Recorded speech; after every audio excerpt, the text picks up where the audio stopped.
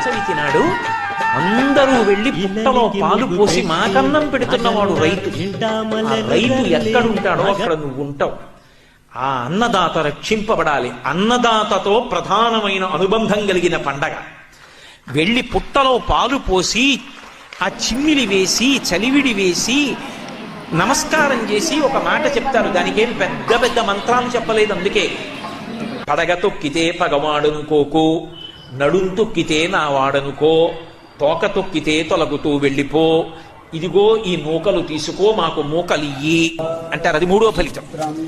ఒకవేళ నేను తెలియక పొలం గట్టు మీద వెడుతుంటాను, నేనంటే మా తాతగారు వ్యవసాయం చేశారు, మా తాతగారు వెడుతున్నప్పుడు ఆయన చూసుకోక చక్కున నీ పడగ తొక్కితే పగవాడు నువ్వు ఆయనకి నేను చంపే ఉద్దేశం, పొలంలో వెడుతూ చక్కున తొక్కాడు, వెళ్ళిపో. నడుం తొక్కితే నా వాడనుకో, తోక తొక్కితే తొలగుతూ వెళ్ళిపో.